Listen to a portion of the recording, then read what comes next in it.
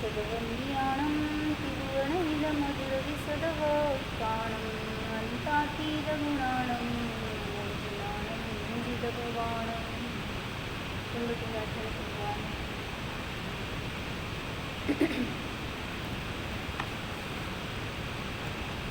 शास्त्रीय संग्रहामध्ये 5 अस्तिकायांचं वर्णन केलं. त्याच्यामध्ये आपल्याला प्रयोजनभूत म्हणजे जीवास्तिकाय आहे, शुद्ध जीवास्तिकायच माझ्यासाठी प्रयोजनभूत आहे हे आपल्याला सगळ्या गाथांमध्ये व्यसनाची नवीन भूमी सांगितलं. अस्तिकाय म्हणजे काय सांगितलं होतं? जे अस्ति म्हणजे सत आहे, अस्तित्व गुणवालं आहे, आणि काय म्हणजे बहुप्रदेशी आहे. म्हणजे अस्तिकाय आहेत ते बहुप्रदेशी आहेत. 5 द्रव्ये आहेत ती अस्तिकाय आहेत, आणि कालद्रव्ये सांगितलं की अस्तिकायामध्ये मोजलेलं नाही, कारण ते एक प्रदेशी आहे. म्हणून म्हणलं की जीवास्तिकाय सांगताना काय सांगितलं? अखंड, असंख्यात प्रदेशी असलं तरी अखंड आहे, एक आहे. आणि मग त्याचा अनुभव करत असताना आपल्याला एक एक प्रदेशाकडे जाऊन अनुभव नाही करायचा. तर सांगितलं अखंड अस्तित्व गुणातून अखंड द्रव्य घेतला किंवा असंख्यात प्रदेशी मी आहे हा सांगितला अनुभूतीचा विषय आहे. तर तोच शुद्ध आत्मा किंवा जीवास्तिकाय माझ्यासाठी सुखाचं कारण आहे किंवा तोच प्रयोजनभूत आहे. त्याच्यामध्ये आपण आता द्रव्य सामान्य द्रव्य विशेष अधिकाराचं वर्णन करतोय.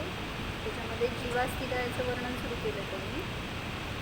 जीवाला अनेक अधिकारांच्याद्वारे घडवून सांगताय. 27व्या गाथेपासून हे प्रकरण सुरू झालं आहे. वेगवेगळ्या अधिकारांच्याद्वारे जीवाचं वर्णन केलेलं आहे. त्याच्यामध्ये दर्शन आणि ज्ञान या 2 उपयोगांचं वर्णन सुरू आहे. त्याच्यात विस्तारपूर्वक त्यांनी द्रव्य आणि गुण हे अभिन्न असतात किंवा त्यांच्यामध्ये अपृथक्त्व लक्षणरूप अनन्यत्व आहे असं घडवत होतो आपण. तर त्याच्यामध्ये 45वी गाथा झाली होती. त्यात 2 उदाहरणं दिली होती त्यांनी की जीव आणि ज्ञानगुण किंवा द्रव्य आणि त्याचे गुण यांच्यामध्ये अभिन्नता कशी आहे. तर विभक्त प्रदेशरूप अन्यत्व आणि विभक्त प्रदेशरूप अनन्यत्व नाही, अविभक्त प्रदेशरूप अनन्यत्व आहे. म्हणजे अविभक्त म्हणजे काय म्हटलं होतं? त्यांचा अविनाभाव संबंध असतो.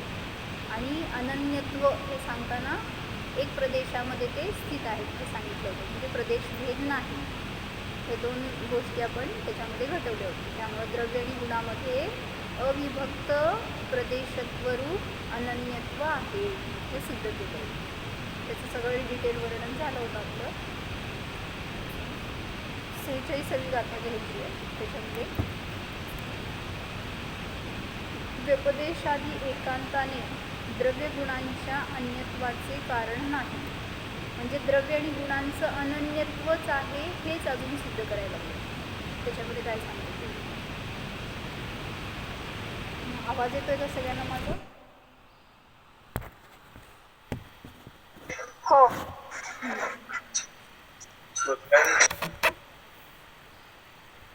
ववदेसा संठाणा संखा विषयाय होन्ति ते बहुगाम ते तेसी म्हणन्नत्ते अण्णत्ते चा विविज्यन्ते. 46वी गाथा. काय सांगायला लागले?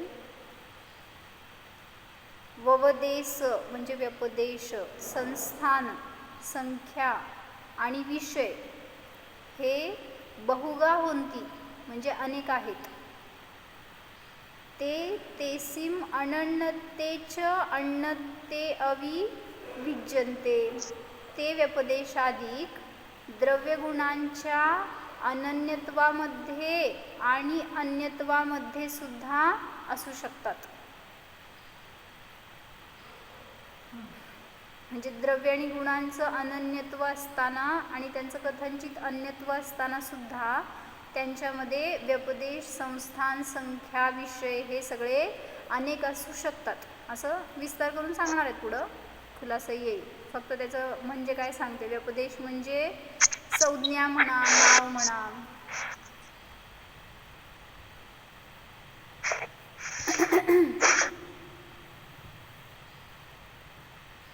अभिधान म्हणजे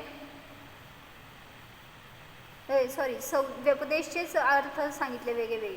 व्यपदेश म्हणजे नाम, संज्ञा, अभिधान, कथन.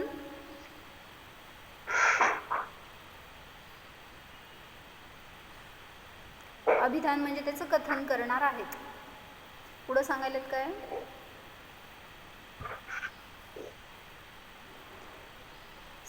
संस्थान म्हणजे आकार, विषय म्हणजे आधार.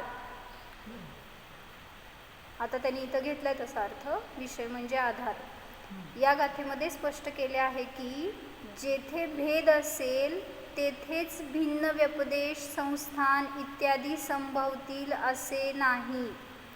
म्हणजे व्यपदेशाधिक संज्ञा, लक्षण वगैरे हे जे सांगणार ना, तर ते भिन्न प्रदेशी असणाऱ्यामध्येच घटतं असं नाही, तर अभिन्न असणाऱ्यांमध्ये सुद्धा घटित होतं. अभिन्न द्रव्य आणि गुण हे अभिन्न आहे, तर त्यांच्यामध्ये सुद्धा व्यपदेशाधिक घटित होतात. उदाहरणं चांगली घेतली, त्यामुळे ते उदाहरणं घेतली तर समजेल आपल्याला. फक्त जर असं पहिल्यांदा काय सांगितले टीकेमध्ये बघूया.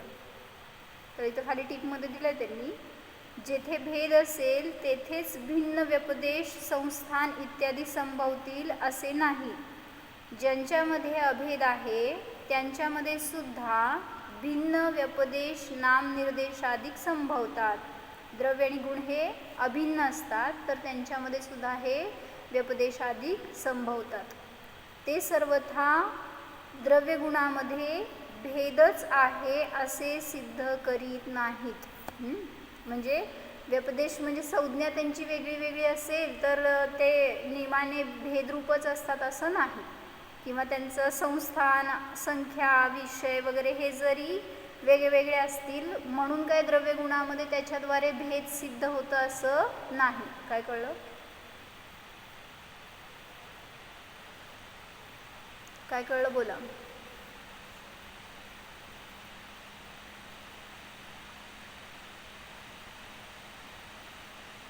द्रव्याची संज्ञा द्रव्य आहे, गुणाची संज्ञा गुण आहे. मग संख्या वगैरे आपण सगळे भेद बघितले होते त्याचे. द्रव्य संख्येच्या पेक्षेने एक आहे, गुण संख्येच्या पेक्षेने अनेक आहे. मग हे जरी भिन्न असले तरी सुद्धा द्रव्य आणि गुण त्याच्याद्वारे भेदरूप सिद्ध केले जाऊ शकत नाहीत. म्हणजे त्यांचे नाव वेगवेगळे आहेत म्हणून काय ते सर्वतः भिन्नच असतात असं नाही. म्हणजे अभिन्न असणाऱ्या अनेकांमध्ये सुद्धा व्यपदेशाधिकांच्याद्वारे भेद केला जातो. म्हणजे भेद घटू शकतो असं सांगायचं. टीका वाचू कळेल त्याच्यावर. समजलं का? कोणाला काही शंका असली तर विचारा. व्यपदेशादीनाम एकांतेन द्रव्य गुण अन्यत्व निबंधनम अत्र प्रत्याख्यातम. व्यपदेशाधिकांचं एकांताने द्रव्यगुणांच्या अन्यत्वाला कारण नाही किंवा एकांताने कारण आहेत असे कोणी म्हणेल त्याचं ते प्रत्याख्यातम म्हणजे खंडन करतात. ज्यांनी सांगितलं व्यपदेशाधिकांच्या द्वारे द्रव्यगुणांमध्ये एकांताने अन्यत्वच असतं, सर्वथा द्रव्य आणि गुण अन्यरूपच असतात असं ज्यांनी मानलं त्यांचं खंडन इथं याच्याद्वारे करतायत. यथा देवदत्तस्य गौः इति अन्यत्वे षष्ठी व्यपदेशः तथा वृक्षस्य शाखा द्रव्यस्य गुणाः इति अनन्यत्वे अपि. काय कळलं? पहिलं व्यपदेशाच्या द्वारे द्रव्य आणि गुण हे अभेद आहेत हे सिद्ध करायचे. सगळ्याच्या द्वारे काय सिद्ध करायचं आहे? द्रव्य आणि गुण अभेद आहेत. ज्याप्रमाणे देवदत्ताची गाय अशा प्रकारे अन्यत्व असताना षष्ठीचा व्यपदेश होतो. म्हणजे उदाहरण घेऊन सांगितलं ज्यांच्यामध्ये अन्यत्व असतं त्यांच्यामध्ये भेद आहे. देवदत्ताची गाय षष्ठी प्रयोग केल्यावर काय कळतं? चाचीचे लावतो ना, रामाचं घर, रामाची सीता, चाचीचे लावतो त्यावेळेस तिथं षष्ठीचा प्रयोग केला जातो. मग त्यांना म्हणायचं आहे शंका करायला की जे दोन भिन्न असतात त्यांच्यामध्ये षष्ठीचा व्यपदेश होतो. हां, मग द्रव्याचे गुण म्हणत नाही का तुम्ही? जीवाचा ज्ञान गुण, माझा आनंद गुण, मग चा ची ची आला की तिथं, मग म्हणून त्यांना म्हणायचं की षष्ठी आली म्हणजे तिथं भेद आहे. तर म्हणून सिद्ध करायला लागले की सर्वथा भेदामध्येच षष्ठी वापरली जाते असं नाही, म्हणजे षष्ठी जिथं वापरते तिथं सर्वथा भेद घटित होतो असं नाही. ज्याप्रमाणे देवदत्ताची गाय अशा प्रकारे अन्यत्वामध्ये षष्ठीचा व्यपदेश केला जातो, त्याप्रमाणे वृक्षाची शाखा, द्रव्याचे गुण इत्यादी अनन्यत्वामध्ये सुद्धा षष्ठीचा व्यपदेश होतो. काय सांगितलं? एक वृक्ष आहे, त्याच्या शाखा आहेत. आता वृक्ष आणि शाखा भेदरूप आहेत का अभेद आहेत? एकाच वृक्षाच्या शाखा आहेत ना त्यामुळे सांगितलं ते अभेद आहेत. आणि द्रव्याचे गुण ते सुद्धा अभेदरूप आहेत. मग त्याच्यामध्ये म्हटलं की जे अभेद आहेत त्यांच्यामध्ये सुद्धा षष्ठीचा व्यपदेश केला जातो, कथन केलं जातं. त्यामुळं तिथं अनन्यत्वामध्ये सुद्धा षष्ठी प्रयोग होतो. मग त्याच्याद्वारे अभेदाला काय बाधा येत नाही, म्हणजे भेदरूप आहे तसं सिद्ध होत नाही. तुम्ही बोला म्हणजे कळेल मला. तुम्हाला कळलं का? स्फूर्ती काकी कळलंय का? शिल्पा भाभी बोला. हो कळलंय. काय सांगा? कळलं की म्हणजे त्यांनी म्हटलंय की म्हणजे जिथं चाचीचे वगैरे प्रत्यय येतात तिथं दोन द्रव्यामधला संबंध असतो, पण मग त्यामुळं म्हणजे इथं पण ह्याला भेद माना. पण तसं नाही, आपण सांगितलं की म्हणजे एका द्रव्याचे गुण असते तर तिथं सुद्धा षष्ठी प्रयोग येतो, पण तिथं ते भिन्न नसतात. हा, भेद सिद्ध होत नाही. भलेही षष्ठी वापरली तरी सुद्धा तिथं भेद सिद्ध होत नाही. म्हणजे अभेदामध्ये सुद्धा कथनचित षष्ठीचा प्रयोग केला जाऊ शकतो. म्हणून तुम्ही याच्याद्वारे द्रव्यगुण भिन्न आहेत असं सिद्ध करू नका, असं आपल्याला घटवायचं त्यातून. मग पहिलं सांगितलं, उदाहरणं व्यवस्थित घेतली आहेत ना, त्यामुळे चांगला खुलासा होतो. जर तुम्ही असंच वाचायला गेलात ना गाथा, व्यपदेश, संख्या वगैरे ह्यांच्याद्वारे द्रव्यगुणांच्या अन्यत्वामध्ये असू शकतं, कसं काय असं घटेल असं आपल्याला वाटतंय. संस्थान वेगळं वेगळं असतं का आता द्रव्याचं आणि गुणाचं, असं वाटेल. पण ते एवढं चांगलं उदाहरणांच्याद्वारे घटवलं आचार्यांनी, त्यामुळं खुलासा चांगला होतो. मग पहिलं सांगितलं काय की द्रव्य आणि गुण हे भलेही षष्ठी प्रयोग केलाय तरी सुद्धा त्यांच्यामध्ये अभेद आहे, हे अबाधित आहे. पुढं, यथा देवदत्तः फलम अंकुशेन धनदत्ताय वृक्षात वाटिकायाम अवचिनोति इति अन्यत्वे कारक व्यपदेशः तथा मृत्तिका घटभावम स्वयं स्वेन स्वस्मै स्वस्मात् भावी स्वस्मिन् करोति इति आत्मा आत्मानम् आत्मना आत्मने आत्मनः आत्मनि जानाति इति अनन्यत्वे अपि. काय कळलं? ज्याप्रमाणे देवदत्त फळाला अंकुशाद्वारे धनदत्तासाठी सगळे काय म्हणायचं कारक वापरून सांगायला लागले बरं का, कोणाच्या द्वारे, कोणासाठी, कशाने वगैरे. तर देवदत्त फळाला अंकुशाच्या द्वारे 71 पाने धनदत्तासाठी वृक्षापासून वाटिकायाम वाटिकेमध्ये म्हणजे बागेमध्ये, वनामध्ये, अवचिनोती म्हणजे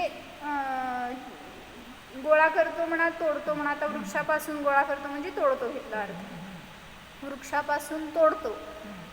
इति अशा प्रकारे अन्यत्वामध्ये कारकाचा व्यपदेश होतो, म्हणजे जे अन्य असतात त्यांच्यामध्ये कारकाचा व्यपदेश होतो.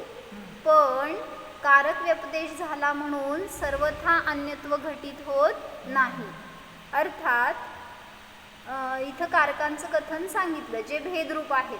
म्हणजे आपल्याला कसं सिद्ध करून दाखवायले, पहिल्यांदा भिन्न पक्षामध्ये कारक दाखवणार आणि मग तेच कारक आपल्याला अभिन्नामध्ये सुद्धा घटवून दाखवणार, पण ते अभिन्नतेला बाधा देऊ शकत नाही असं दाखवायचं. त्यामुळं आपलं एक कन्सेप्ट क्लिअर ठेवा की द्रव्य आणि गुण अभेद आहेत आणि जरी कुठल्याही द्वारे कथन केलं तरी सुद्धा त्यांच्यामध्ये भेद सिद्ध होत नाही. फक्त उदाहरण घटवलेली ती व्यवस्थित घटवली आहे. तरी तर सगळे कारक सांगितले त्यांनी 6 कारकांपैकी. देवदत्त म्हणजे कर्ता, फळाला अंकुशाद्वारे तृतीया, धनदत्तासाठी, पुढं झाडापासून पंचमी, बागेमध्ये सप्तमी तोडतो. याप्रमाणे भिन्नत्वामध्ये कारक व्यपदेश होतो, म्हणजे कारकांचं कथन होतं. त्याप्रमाणे आता अभिन्नामध्ये सुद्धा घटवून दाखवणार. मृत्तिका म्हणजे माती, घटभावाला स्वयं स्वतःच्या द्वारे, स्वतःसाठी, स्वतःपासून, स्वतःमध्ये करतो काय करते. किंवा आत्मा, आत्मानम आत्म्याला, आत्म्याच्या द्वारे, आत्म्यासाठी, आत्मनः म्हणजे आत्म्यापासून, आत्म्यामध्ये जाणतो. मग अशा प्रकारे अनन्यत्वामध्ये सुद्धा कारक व्यपदेश होतो हे सांगायचं. भाभी मला बोर्ड देता का? हे माईक खाली ठेवा कारण त्याची वायर सगळीकडे लागली आहे.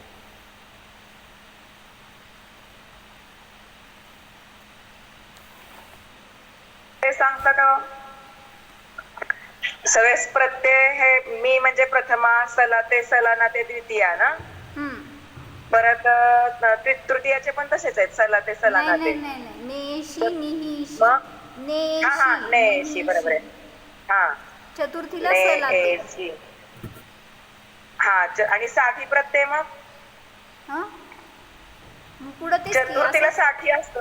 हा चतुर्थीला ला सला ते पण लागतं, साठी पण लागतं. हा आणि पंचमीला ऊन होऊन. हा आता मी व्याकरण शिकवलं काय. षष्टी मध्ये चाचीचे चेचाची आणि सप्तमी मध्ये वर तैया. हा बरोबर. किंवा मध्ये वर असं पण लागतं षष्टी सप्तमीला. हा तर आता ह्याच्यामध्ये घटवलेलं कसं आहे ते समजतंय आपल्याला. त्यामुळं तुम्हाला किती दिसणार आहे मला माहित नाही, बघा तरी पण. घेते मी ओढून बस.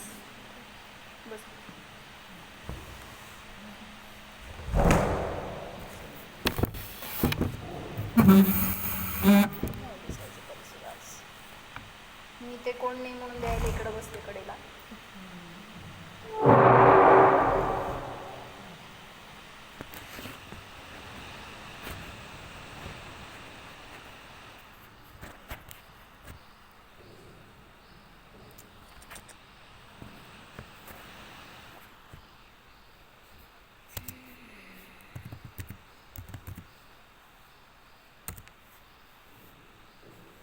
काय झालं आपलं?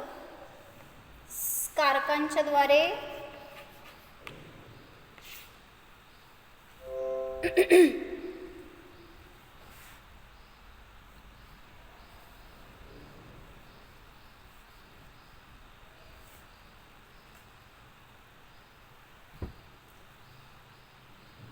व्यपदेश म्हणायचं का? कारकांच्या द्वारे कथन करणार आहे तिथं.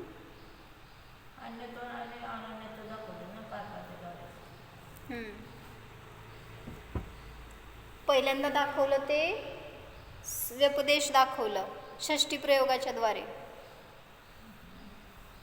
पहिलं सिद्ध केलं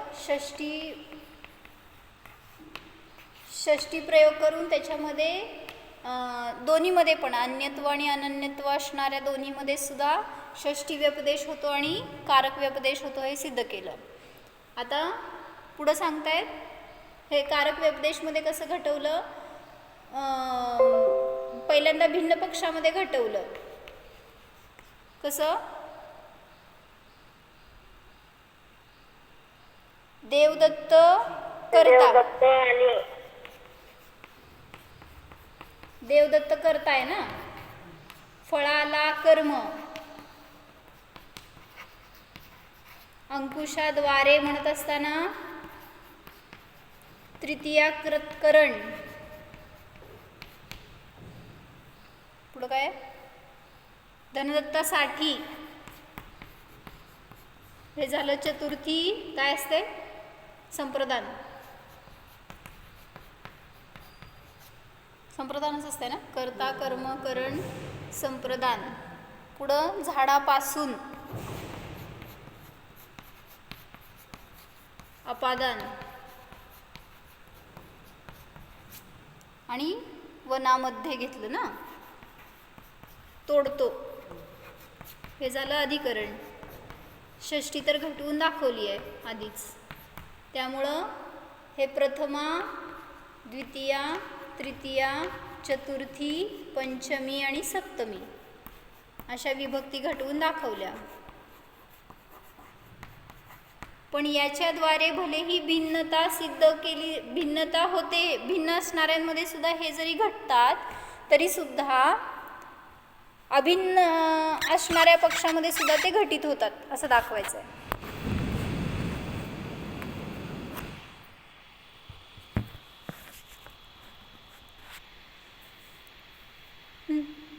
5 मिनिटं बसा.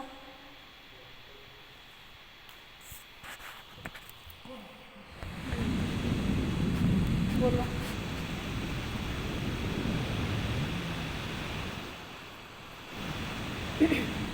दिसतंय का बोर्डवरचं सगळ्यांना?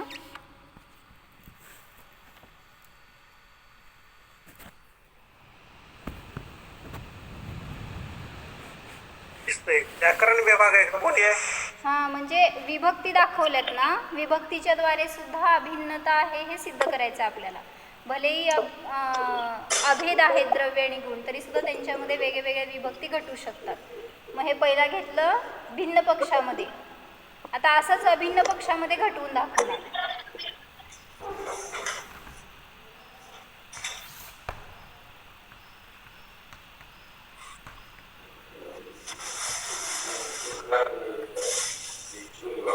अभिन्न पक्षामध्ये कसं घटवायचं?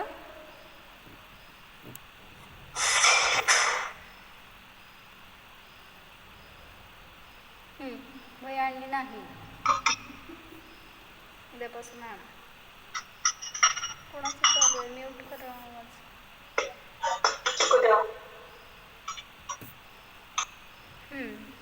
अभिन्न पक्षामध्ये कसं घटवलं?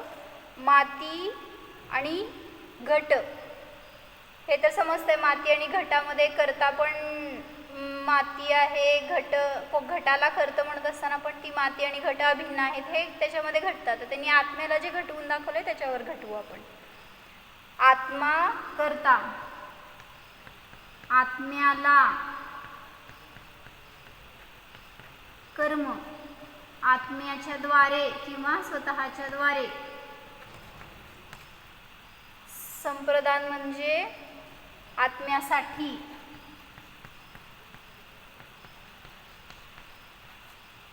अपादानामध्ये आत्म्यापासून,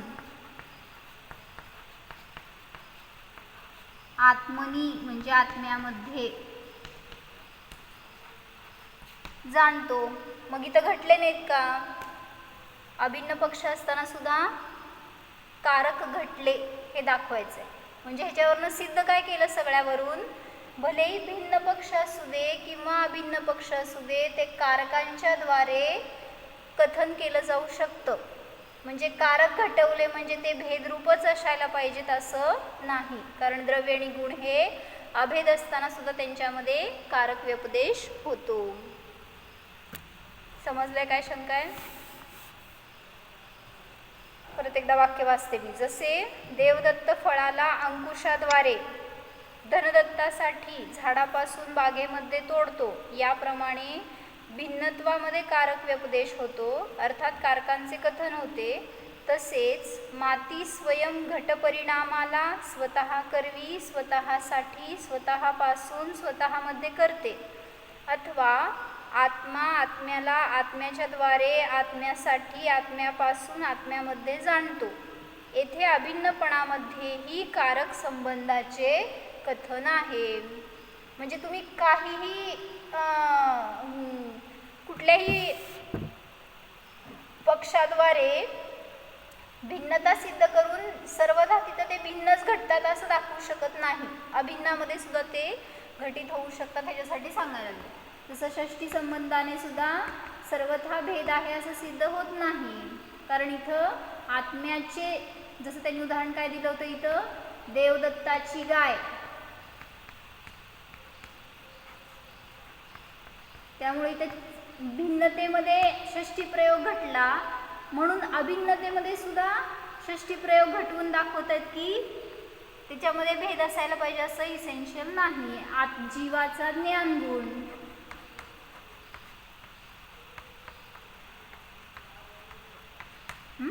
मग ह्या षष्टी संबंधाच्या द्वारे सिद्ध केलं की द्रव्य आणि गुण अभेद असू शकतात. पुढं कारक संबंध दाखवून सुद्धा हेच सिद्ध केलं. आता पुढं सांगतात काय, यथा प्रांशोः देवदत्तस्य प्रांशुः गौः इति अन्यत्वे संस्थानं, तथा प्रांशोः वृक्षस्य प्रांशुः शाखाभरः मूर्तद्रव्यस्य मूर्ताः गुणाः इति अनन्यत्वे अपि. आता हे पहिलं पक्ष काय सांगायला लागले, आपल्याला गाथेमध्ये सांगितले ना काय काय 4 पक्ष सांगा, कशाच्या द्वारे सिद्ध करणार आहेत. गाथेचा अर्थामध्ये घेतलंय ना, व्यपदेश, संस्थान, संख्या आणि विषय यांच्याद्वारे आपल्याला सिद्ध करायचे द्रव्य आणि गुण हे अनन्यत्व रूपच असतात. द्रव्य आणि गुणांच्या अन्यत्वाचं हे कारण नाही. तर हे पहिल्यांदा व्यपदेशामध्ये हे घेतलं.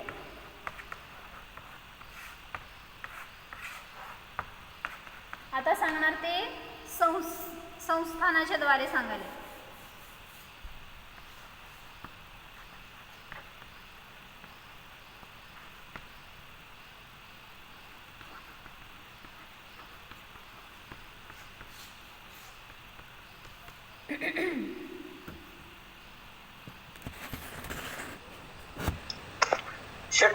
षटकारकाचं प्रयोजन काय आहे? नाही, आता अभिप्राय पण घेतलं ना कथनची, म्हणजे षटकारक जी दाखवले जातात, साहीकारक जी सांगितली ना, संबंध दाखवताना 6 कारक दाखवली जातात. मग ते भलेही भेद पक्ष असू दे किंवा अभेद पक्ष असू दे, त्यांचा साहीकारकांच्या द्वारे कशा संबंध होतो एवढं दाखवलं जातं. म्हणून तिथं फक्त कारक दाखवली म्हणून भेदच असायला पाहिजे असं नाही. म्हणून त्यांनी आपल्याला हे घेतले ना, उत्थानिकाच घेतली अशी की व्यपदेश आदिकांच्या द्वारे एकांताने द्रव्य गुणांमध्ये अन्यत्व घटत नाही हे सिद्ध करायला लागले. द्रव्य आणि गुण हे अभिन्न असतात, म्हणजे अभिन्नतेची सिद्धी करायची आहे, वेगळ्याद्वारे केली. इथं मागच्या गाथेमध्ये पण त्यांनी अभिन्नता सिद्ध करून दाखवली होती, इथं पण तेच करून दाखवतं. तर आता संस्थान एक घेतलं, संस्थानामध्ये कसं सांगितलं, यथा ज्याप्रमाणे प्रांशोः देवदत्तस्य प्रांशुः गौः इति अन्यत्वे संस्थानम. आता प्रांशु म्हणजे काय घेतलं, उंच घेतलंय का, उंच देवदत्ताची उंच गाय, म्हणजे देवदत्ताचं संस्थान आणि त्या गायीचं संस्थान घेतलंय. हो, ज्याप्रमाणे उंच देवदत्ताची उंच गाय, याप्रमाणे अन्यत्वामध्ये संस्थान म्हणजे आकार घटतो. त्याप्रमाणे विशाल वृक्षाचा किंवा उंच वृक्षाच्या उंच किंवा विशाल शाखा समूह असतात. संस्थान दाखवायचं आहे ना आता आपल्याला, मग वेगळं वेगळं संस्थान जरी दाखवलं तरी सुद्धा त्याच्यामध्ये भेद असायला पाहिजे किंवा अभेद असायला पाहिजे, हे काय सिद्ध होत नाही. तर विशाल वृक्षाचा विशाल शाखा समूह, आता तो भिन्न आहे का अभिन्न आहे, तर वृक्ष आणि शाखा हे अभिन्न आहेत. त्यामुळे तिथं सिद्ध केलं की अभिन्न पक्षामध्ये सुद्धा संस्थान घटतात. विशाल वृक्षाचा विशाल शाखा समूह. इथं काय घेतलं उदाहरण, देवदत्त उंच देवदत्ताची उंच गाय. म्हणजे देवदत्त उंच असला म्हणून गाय पण उंच असायला पाहिजे असं नाही आहे, फक्त संस्थान घटवायला लागेल.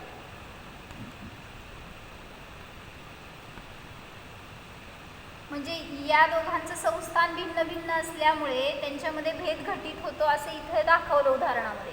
आता अभिन्न पक्षामध्ये कसं दाखवायला लागले की विशाल वृक्षाचा विशाल शाखा. हा भिन्नामध्ये आता विशाल वृक्षाच्या विशाल शाखा दोन्ही संस्थानांकडून दाखवलं बोलून. किंवा मूर्त द्रव्याचे मूर्त उंच देवदत्ताची उंच गाय. आणि काय घेतलं दुसरं पक्ष इथं, मूर्त द्रव्याचे मूर्त गुण.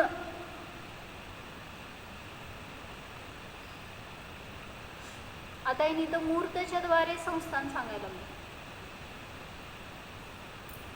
हे पहिलं उदाहरण घेतलं आणि दुसरं उदाहरण घेतलं काय, मूर्त द्रव्याचे मूर्त गुण.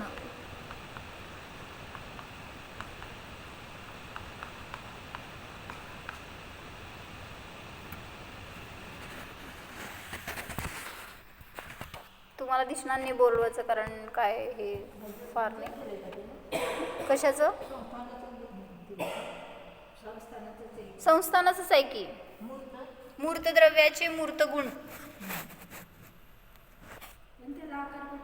तेच की मूर्त मधून संस्थान घटवलंय त्यांनी.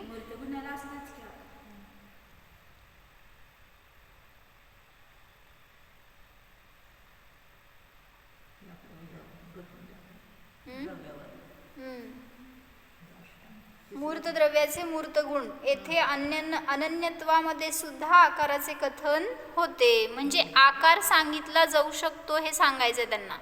असं नाहीये की भेद पक्षामध्येच घटतं, तर अभेद पक्षामध्ये सुद्धा आकार घटू शकतो. त्याच्यामुळं त्यांच्यामध्ये भेद असायला पाहिजे असं नाही.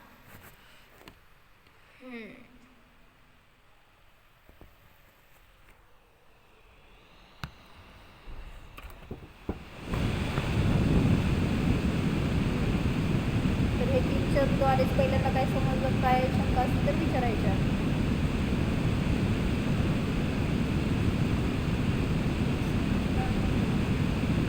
तिसरं म्हणजे ॲक्च्युली हे दोनच घेतले, दोन्ही हे व्यपदेशमध्येच घेतले. षष्टी संबंध आणि कारक संबंध असं, म्हणजे कारकांमध्ये षष्टीचं वेगळं घेऊन दाखवलं, हे व्यपदेशमध्ये आलं आणि हे संस्थांमध्ये आलं. आता पुढे येणार आहे संख्या आणि विषय. हे दोनचं कथन झालं आता. म्हणजे दोन्ही कारकांचं जे घेतलेलं आहे ते व्यपदेशामध्येच घेतलं. म्हणजे षष्टीच्या द्वारे सुद्धा आणि अन्य सगळ्या कारकांच्या द्वारे सुद्धा व्यपदेश केला तरी त्याच्यामध्ये भेद आहे असं सिद्ध होत नाही.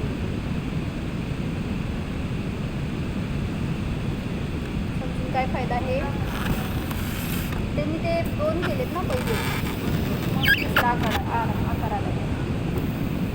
आकडा आला. काय फायदा समजून सांगा.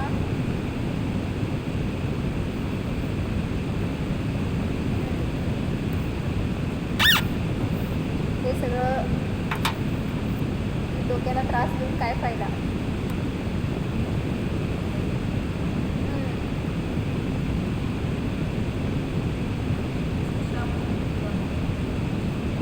म्हणजे हे जे त्यांनी घटवलंय ना ह्याच्याद्वारेच फक्त बघायचं आपल्याला. जेव्हा अनुभूतीमध्ये आपण स्वतःचा विषय घेतोय तिथं किती निरालंबता आहे हे दाखवायचं आहे. तुम्ही सगळ्या आदिमतेच्या मागं जाताय ना, की कोणी शब्दाच्या द्वारे सांगितलं तर मला अनुभूती होईल, शास्त्रातून मी वाचलं किंवा कोणी स्पष्टीकरण केलं तर मला आत्मा दिसेल, कोणतरी आणून दाखवला तर दिसेल.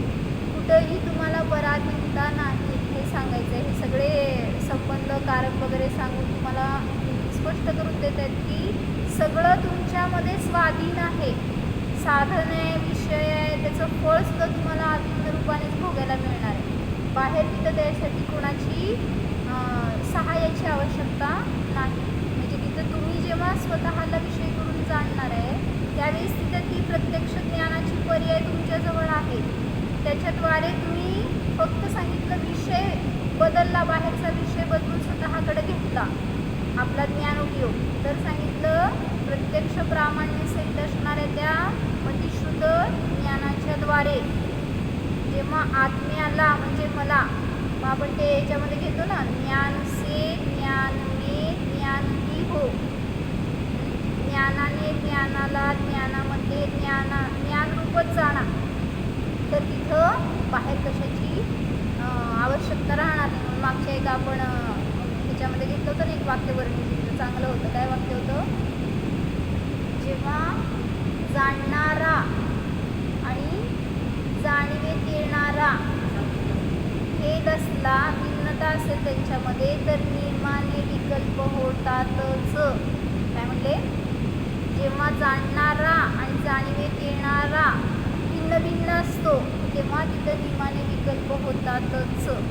पण जेव्हा जाणणारा आणि जाणीवेत येणारा दोन्ही जर अभिन्न असतील तर 100% निर्विकल्पता असते. म्हणजे म्हणून सांगितलं आपल्या घरात राहा, बाहेर गेलो की आम्हा म्हणते तसं तोंड बाहेर काढलं कर्फ्यूमध्ये तर गोळी बसते. मग तसंच आहे इथं पण, जेव्हा आपण आपल्या स्वभावातून बाहेर उपयोग काढतो तर तिथं नियमाने भावांची कर्माची गोळी बसतेच, आणि मग पुन्हा तिथं कर्मांचा आसरव बंद चालू राहतो आणि पुन्हा तो भरकटत राहतो. तो म्हणजे मी सांगितलं जेवढं शक्य आहे तेवढं स्वभावाकडे वळवण्याचा प्रयत्न करा. भलेही शुभभावामध्ये असलं तरी सुद्धा चिंतन मंथनामध्ये हाच विषय घ्या, तर तुम्हाला शुद्धात जाण्यासाठी सहाय्यता होईल. अशुभामध्ये भरकटलो तर विभावच करत राहणार आणि मग लॉंगकट होणार जन्म आपल्या आज्ञापर्यंत येण्यासाठी. कारण सांगितलं अशुभोपयोगातून डायरेक्ट शुद्धोपयोगामध्ये जाऊ शकत नाही. अशुभोपयोगातून शुभोपयोगात यावं लागतं आणि त्याच्याद्वारे पुढं शुद्धोपयोगाचा मार्ग मिळतो. म्हणून शुभोपयोगात थांबण्यासाठी विकल्प आहेत, जल्प आहेत हे सांगितलं. पण त्याच्यामध्येच अडकून राहिला तर पुन्हा अशुभ आणि शुभच करत राहणार. मग याच्याद्वारे पुन्हा पुढं सरकून आपल्याला शुद्धापर्यंत जाण्याचा प्रयत्न करायला पाहिजे. म्हणजे जेव्हा आत्मा मिळणार तेव्हा नियमाने शुद्धोपयोगाची